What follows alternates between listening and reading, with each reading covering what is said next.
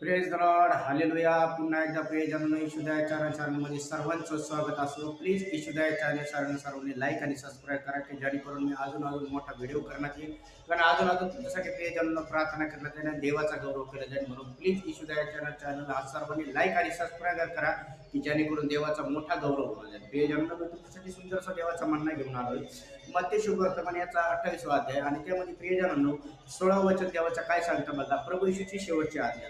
येशूने गल्लीत प्रेक्षितांना दर्शन इकडे 11 शिष्यांना जो डोंगर येशूने सांगून ठेवला होता तिथे गेला व तिथे गेल्यावर ते पाहून त्यांनी नमन केलं व कितनेकांना संशय वाटले. तेव्हा येशू त्यांना जवळ बोलून म्हणाला, स्वर्ग आणि पृथ्वी याचा सर्व अधिकार मला दिला आहे. तेव्हा सर्व राष्ट्राच्या जाऊन त्यांना शिष्य करा. सर्व राष्ट्राच्या लोकांना जाऊन तुम्ही शिष्य करा आणि त्यांना पिता पुत्र आणि पवित्र आत्म्याच्या नावाने बाप्तिस्मध्ये आणि ज्या काही बाप्तिस्मध्ये आणि ज्या काही आज्ञा पाळायच्या शिकवल्या त्या पाळा आणि युगाच्या समाप्तीपर्यंत मी सर्व दिवस तुमच्या बरोबर आहे.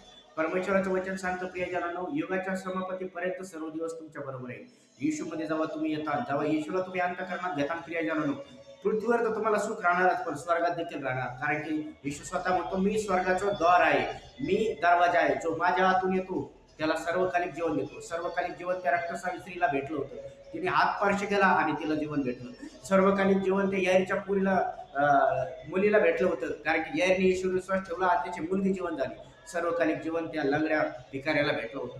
तो भीक मागत होता पण त्याला कोणी पाय देऊ शकला नाही, कोणी पायाला आरोग्य देऊ शकला नाही. पण ज्या वेळेस तिथं पेत्रानी यवन आले आणि त्यांनी भीक मागितलं तर ते म्हणले, सोनरूप बाबा माझ्याकडे नाही, पण जे आहे ते येशूचं नाव देतो. आणि येशूच्या नावात त्याला स्पर्श केला, त्याच्या पाय लग्ने चालू झाले. सर्वकालिक जीवन ते येते. बेथलेनीतला आंधळा भीक मागत होता आणि रोज तो म्हणत होता, मला भीक देणारे लोक आहेत पण डोळे देणारा कोण नाही. पण ज्या वेळेस त्याला कळालं सर्वकालिक जीवन म्हणजे येशू त्याच्या जवळून जात आहे आणि त्याने जोरात हाका मारली, येशू मजवर दया कर, दाविदाच्या पुत्रा मजवर दया कर. आणि त्या आंधळ्याला येशूने लगेच तुला काय पाहिजे विचारलं. तो बोलला, मला डोळे पाहिजे. येशूने त्याला डोळे दिले. तसंच आज प्रियजनांनो, तुम्ही येशूपासून सर्वकालिक जीवन घ्या.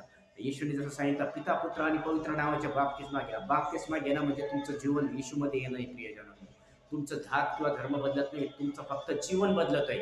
आणि बाप्तिस्मा घेतल्यानंतर तुम्ही येशूचे होणार आणि तुम्हाला सर्वकालिक जीवन भेटणार. येशू तुमच्यावर ज्या दिवशी तुम्ही येशू लक्षात ठेवला त्या दिवशी येशू तुमच्यावर प्रेम करतो, तुमच्या हृदयात आला. आणि येशू आज देखील तुमच्यावर प्रेम करतो. मी तुमच्यासाठी प्रार्थना करतो. पवित्र देवा ईश्वराच्या जेवढे वाढले लेकर बघत आहे प्रत्येकाला परिचय कर. येशू तुला बसलेल्या प्रत्येक पट्ट्याच्या वेळा त्यांच्या जीवनात मी रिसीव्ह करतो येशूच्या नावात. ज्याला घर नाही त्याला घराचा आशीर्वाद येशूच्या नावात स्वीकारतो. ज्याचं दुःख आहे त्याचं दुखणं बरं होईल येशूच्या नावात. ज्याचा हात दुखतं त्याचा हात बरं, पोट दुखतं त्याचा पोट बरं होईल. करणी बाधा तंत्रमंत्र प्रत्येक शक्ती येशूच्या नावात निघ. त्यांच्या कॅन्सर निघ, थायरॉइड निघ, ब्लड प्रेशर, शुगरच्या आत्मिक आणि पवित्र आत्म्याचा स्पर्श त्यांना